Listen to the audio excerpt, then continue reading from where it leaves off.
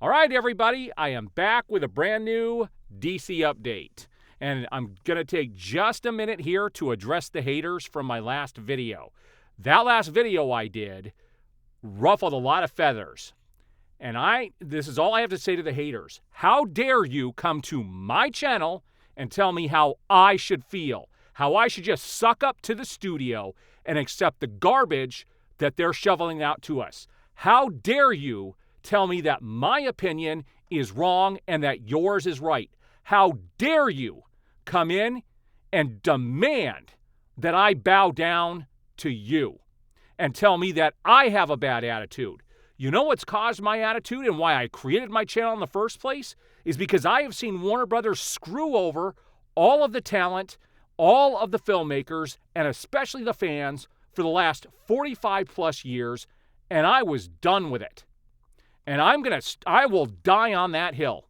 And until things change down there, you got to deal with it. You don't like it? Go watch somebody else, because I never attack people. I never go after anybody. I don't even use foul language on my channel. And what's crazy about this is there are people that will just accept anything because it's either DC or it's Warner Brothers. That you just have to accept the new. You just have to accept it. Well, here's the thing. I'm not accepting squat from them anymore. James Gunn has to prove that Superman's a good movie. He has to come out with a good movie. I'm not just going to go in expecting the movie to be good. And I am going to review it. And for the few people who said, you're still going with your wife, your daughter, and her husband, my daughter and her husband are going to go see it regardless of whether I'm there or not. And I'm just going to happen to be with them, with my wife, and that's what we're going to do that night. But it's a one-time watch. I don't even care if the movie's amazing. I am not pumping my money into this studio anymore. Because like I've said before, it's the fans that drag people to the theaters. We are the ones that drag the general audience to the theater. And it's crazy that we are 3 months away from Superman, and we don't even actually have a real trailer yet. They're afraid to show Superman. Now, they are saying they're going to come up with this marketing here this coming week. On April 1st, we're supposed to get a brand new trailer. There's going to be a 5-minute preview that's going to drop with, I don't know if it's Minecraft or what movie. I am not going to see Minecraft to watch the 5-minute preview. Not going to happen. And I don't care about the 5-minute preview. The movie will come out in July.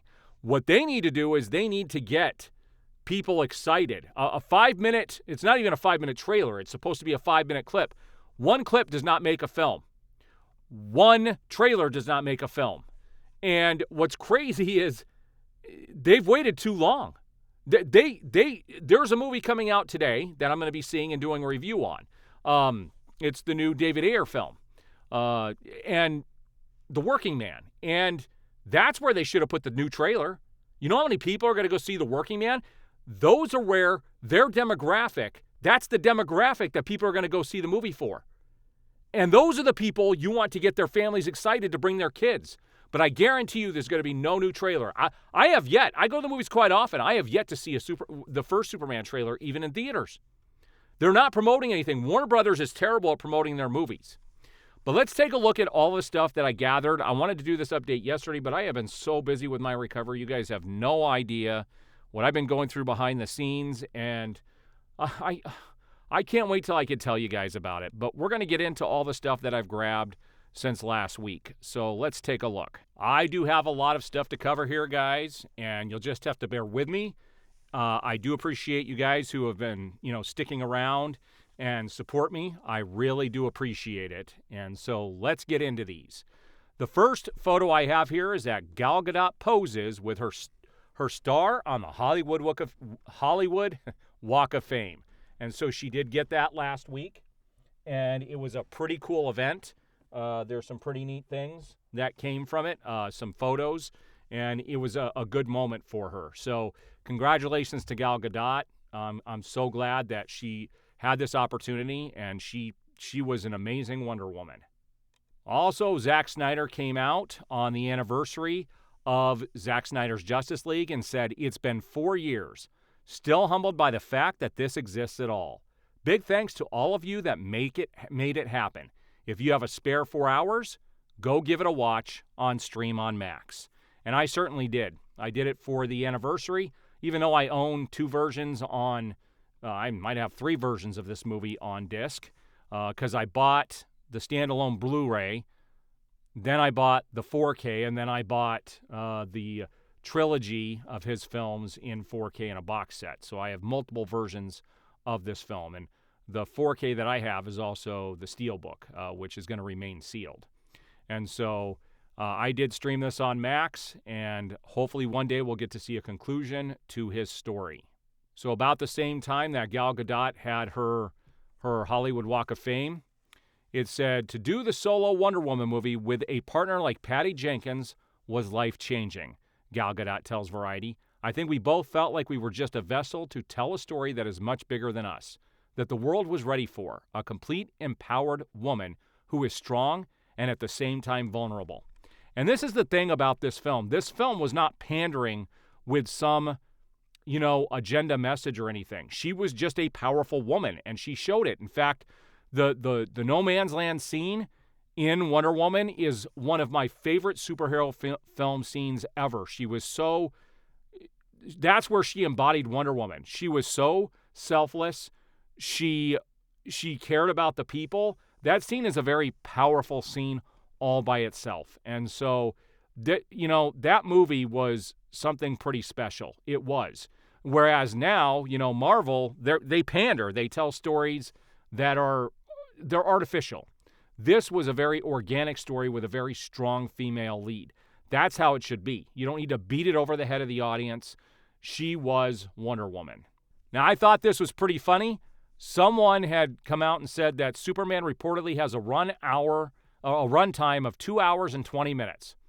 That came from Jeff Snyder. And you know how many Snyder haters and Gunn fans have come out and said, if you can't tell a decent superhero film, in under 2 hours, you're not a good filmmaker. Well, does that still apply? Talk about the double standards. Jason Momoa talks his look as Lobo in Supergirl Woman of Tomorrow. He said, well, this is the role I've always wanted to play. That's the comic I loved, so I'm really nervous about it. It's pretty big. I don't want to give away too much, but we look pretty dead on, exactly like the character. And he's pretty rough and gruff. And I say the bike's really cool. That's pretty cool. We'll see if he does this character justice. You know what comes to mind about somebody who really wanted to play a character their entire lives and then got it yanked out from underneath them was The Rock as Black Adam. And then the studio had the one movie, and then they yanked him out of there. He had been trying to develop that movie for, I think it was well over a decade, and he loved that character. And look what the studios did. It's what Warner Brothers is good doing. It's just craziness. Here's more on Jason Momoa as Lobo in Supergirl Woman of Tomorrow. He said, we look pretty dead on, exactly like the character. It's her movie, so it's great. I just come in for a little bit. So it's supposed to be just a cameo, but I'm betting it's going to be much bigger than just a cameo, which will be sad because Supergirl should be the headliner of her own film, but I still think this is the wrong story to tell. When it comes to Supergirl, there are much better Supergirl origin stories to tell than to have it happen with this film and this particular story. So last week, the Japanese DC channel had said Superman, something was coming tomorrow.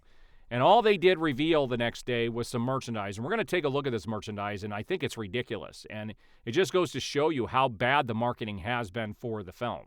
Now, I thought this was pretty cool. It says DC has announced DC High Volume Batman, a weekly audio drama podcast that will adapt stories from across Batman's history. The series launches April 2nd in collaboration with Realm and will begin with a 4-part adaptation of Batman Year One. This is pretty cool. I'll be tuning into this. I wasn't originally going to. Podcasts and, stories like this are not my thing.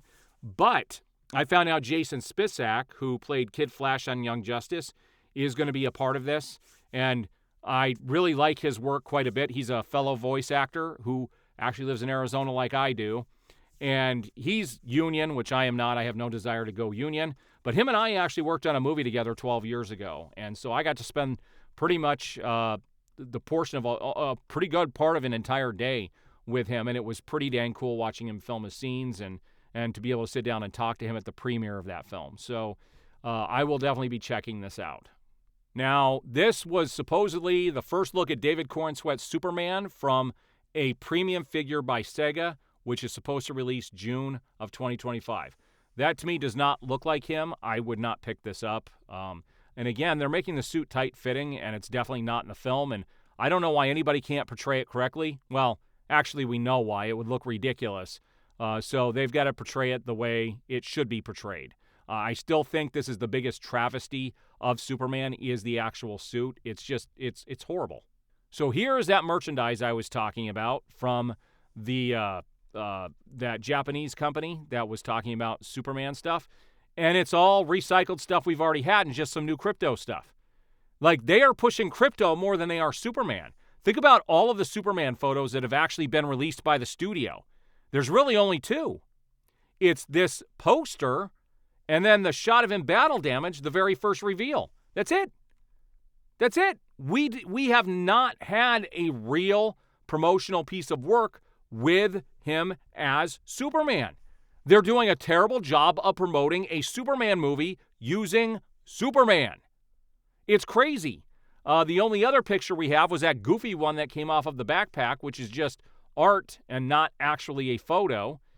They're just not giving us a lot in regards to Superman. It's crazy. It's just absolutely insane. Here's more. This is all crypto-centric. Like, this is on-demand merchandise. Well, they will print it as people purchase it on Amazon. They are promoting crypto, not Superman. This is just, like I said, it's crazy. So James Gunn has confirmed that music from alt-rock band Foxy Shazam will feature in Peacemaker Season 2. Their song, Welcome to the Church of Rock and Roll, was used in Season 1, Episode 1. Season 2 is set to premiere this August. And that came from James Gunn himself via Instagram. Again, this is a show that should not even exist. Now, I thought this was a ridiculous statement. James Gunn on people who say all he does is have cute pets in his movies. I'll stop doing it when it stops working. Well, it's about to stop working. I'm sorry. I'm a dog lover. I have no desire to see a goofy dog, be a major part of Superman when it's supposed to be a Superman film and all they're doing is promoting crypto. To me, that's ridiculous. It just is. And I don't think anybody really loved Eagly in Peacemaker. It's not as an endearing character. And the CGI dog in not Creature Commandos, but Guardians of the Galaxy was terrible. The only good character I think he's portrayed like that is, the Rocket from Guardians of the Galaxy, and even that it is what it is. It's the only good thing I think he's done. So this goes back to what I said in my last video talking about the Superman or the Batman Part 2. It says some new information has been posted on Warner Brothers Spain's website that hints the title and genre change for the Batman. The website lists the movie as Untitled Batman Film instead of its previously known title, The Batman Part 2. The genre listed for the movie also now includes sci-fi and fantasy, whereas the first film was only categorized as action-adventure. So people are thinking that the Batman 2 is getting canceled, especially after IMDb is now showing that Colin Farrell is going to be Sergeant Rock in the Sergeant Rock movie, which puts his role in the Batman into question, especially if they should be filming around the same time. Now, I thought this should be obvious. It says Lanterns is going to touch on how Sinestro was Hal Jordan's mentor. And so, obviously, that's how that should happen. But, it would have happened so long ago in his career because he's much older. He's in his 60s. So, you just got to question how they're going to portray this. Is Hal Jordan really going to be a good guy, or will he have been skewed because of Sinestro? I am really worried about how they're going to portray Hal Jordan in this show. Now, this got everybody. So I've been telling people that I always drop like one post a week to get people riled up on Twitter, and this was one of them.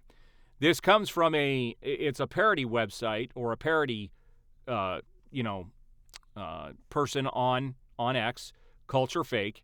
It says, breaking news, theater owners are already putting the Superman posters down as the movie is predicted to bomb at the box office. The summer marketing slot will be focused on Fantastic Four instead. And I posted this. It's not true. But I posted this just to watch people's reactions, and it is freaking hilarious. People get so defensive. It's ridiculous. Now, someone posted this, and you can't see this because of the photo. It's not a clear picture, but Supergirl, Woman of Tomorrow, the official storyboard. And they do have a bunch of storyboard things up there, but there's no way to see what's on them. And they have a big set that they were building outside, but it was completely encased, walls were around it, but drones could see inside. So I thought this was hilarious. So this comes from DC Film News, and they even admit these are unconfirmed reports, but somebody anonymous has claimed that they have seen Superman, and they seem to address people's only concerns with the film, which I thought was hilarious. They do not talk about anything else. It says it's not a comedy, but did have funny moments in it. Characters aren't who people think they are, and online speculation is dead wrong. And they even admit, take this with a grain of salt. I would say, why even post this online? This is clearly just addressing people's concerns and doesn't even give you anything concrete to say that they saw the film. It's just not. I don't believe this for a second. So this is where the rumor started about the 5-minute exclusive clip of Superman. It said in Thailand during Minecraft Movies IMAX screenings, there will be a 5-minute exclusive clip of Superman. And I think I forgot to mention that this is supposed to be at IMAX showings of the film, not the regular showings. Now, this was freaking hilarious. James Gunn likes to copy what Zack Snyder has done a lot. He likes to mimic him. And I think he does it just to piss people off. And he's got a picture of his cat here. It looks like his cat, or is that his dog? It's hard to tell. It looks like a cat to me. But at any rate, it says Ozu the dog, or Uzu, however you say it. And he's got a picture of the DC Comics encyclopedia there, whereas Zack Snyder had posted a couple Thanksgivings ago. He had the Final Crisis thing in the background with a couple of notebooks, and supposedly he was working on something for Warner Brothers. This was prior to James Gunn taking over. Now, I'm not familiar with this actress at all, but it says Bray Knoll confirms she's playing Batman villain White Rabbit in DC Studios' Peacemaker Season 2. The Max series is set to premiere in August. So again, like Creature Commandos took in, Clayface, now we have Peacemaker taking in White Rabbit. This is a newer character in DC Comics. I didn't care for this character at all. The fact that they're using her in Peacemaker Season 2 is kind of weird. I don't know why. I don't think it's going to make anybody more excited to actually see the show. Now, this was pretty cool. The Hollywood Reporter had this story up. It says, David Ayer on A Working Man, which I'm going to see tonight, reuniting with Brad Pitt and patiently awaiting his Suicide Squad cut release. And so outlets are now, they are definitely, they're starting to pick up on that the audience wants to see his version of Suicide Squad. And at one point, James Gunn said if it's something that David Ayer wanted to do, he'd be happy to do it as long as the studio was okay with it. So they got to make good on that. Now, this is a problem. Anthony Carrigan, who plays Metamorpho in Superman, this is his comments on the tone of Superman. I am hesitant to liken it to Guardians. Then why even mention that? He goes on to say, but I do think that Superman has the same heart and intelligence, he means of Guardians. That's James Gunn's trademark. I wouldn't say that's James Gunn's trademark. It was for the Guardians of the Galaxy movies, but every other single one of his films and TV shows, they're just juvenile, disgusting shows and movies with just juvenile stuff in it. He goes on to say, but I think it's going to be its own thing entirely. He thinks it's going to be its own thing entirely? Does he not know what the movie really is? The process of working on it was such a special one, and the whole cast was on board with bringing something really special to it. So hopefully that's conveyed on screen. That's almost the same thing that David Corenswet said about his portrayal of Superman, that hopefully it's conveyed on screen. They keep talking about it being something really special. How special is it going to be? Because I'll tell you what, Peacemaker, nothing special. Creature Commandos, mediocre as it gets. And that was supposed to be the start of the DCU. everything that James Gunn has done for DC, and I even go back to a Suicide Squad movie. I did not like that movie. Everything he's done for DC has been subpar. There is nothing that leads me to believe that Superman will be any different. He has to prove himself.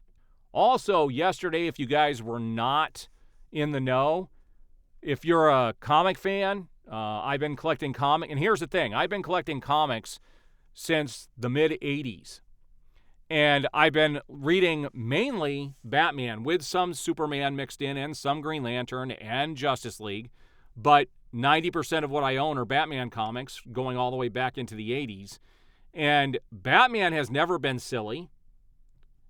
He's always looked like this. He's big, he's a force to be reckoned with, and he's taken seriously. There are some offshoot stories where they get a little silly, but not in the main continuity. If you're going to portray Batman right, he needs to be a force to be reckoned with.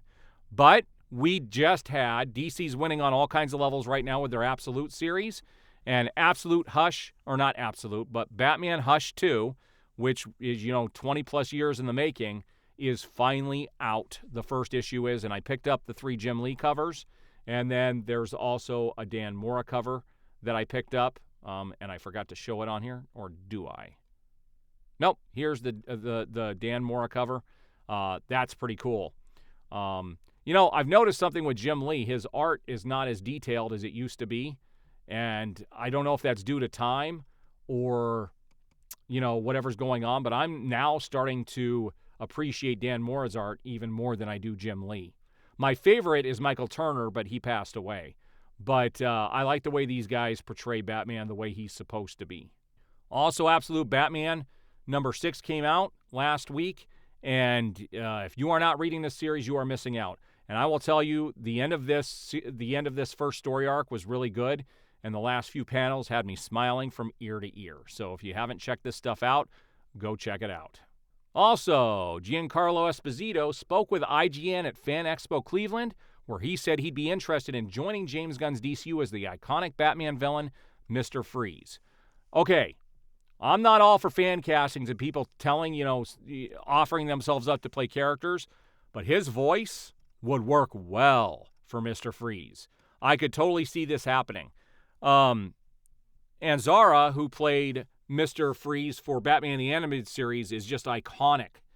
He has long since passed away, and it would be interesting to see someone like him take over this role. I think he'd be perfect for it, and I'd be all up for it. That is one casting I would absolutely love. To me, he's born to play that character. He's a little old, though. I would prefer someone playing Mr. Freeze to be, in their 40s or 50s. He's definitely older than that. I would prefer it to be somebody younger, but, hey, looks like they're going all old on the DCU. So the New York Times has picked up on the fact that Warner Brothers isn't doing so well, and it says Warner Brothers chief vowed to revive its film studio. It's not going well. David Zaslav promised to revive the storied film studio when he took over Warner Brothers Discovery. That was 3 years ago, and their stock is worse than when he took over. And so 3 years, nothing's changed. And it doesn't look like it's going to change. They are banking so much on Superman. It's nice to see some outlets are finally starting to pick up on this. Also, it was announced that Warner Brothers is tearing down Building 131, the single-story building where Looney Tunes was once housed. The decision was made to create more base camp space for HBO shows shooting on the lot. Here's what I will say about David Zaslav. He is great at destroying and tearing things down. He's not great at managing and making people excited and getting them excited for the things that they want. It's just crazy. Guys, I would really like to have something to get excited about when it comes to live-action DC and just DC, shows and movies. And there's just nothing to really get excited for. You've got an really old Hal Jordan coming in for the Lantern series that is going to be an Earth-based story, grounded, when that is the one franchise that should be fantastic. And just the direction that everything is going. I mean, we're getting a Sergeant Rock film and a Clayface film, and we don't even have Batman established. Now, James Gunn is writing a follow-up to Superman, which I do believe is going to be World's Finest, but we're going to have to wait and see when that's finally announced. If it ever gets announced, they're going to wait until, I can guarantee you they're going to wait until after Superman gets announced. And what's crazy about this is we got the new trailer coming up here on the 1st, and I'm not even excited for it. Like, they have made me just completely just numb to the brand. Like, they're going to have to do something to grab me back in. All right, guys, so there's my update for the day. I do appreciate the support. And if you're going to come in and make nasty comments, take it somewhere else. I don't need to see it. Go find somebody else to watch. I like what I like, and I stand by what I stand by. We'll see you guys on the next video.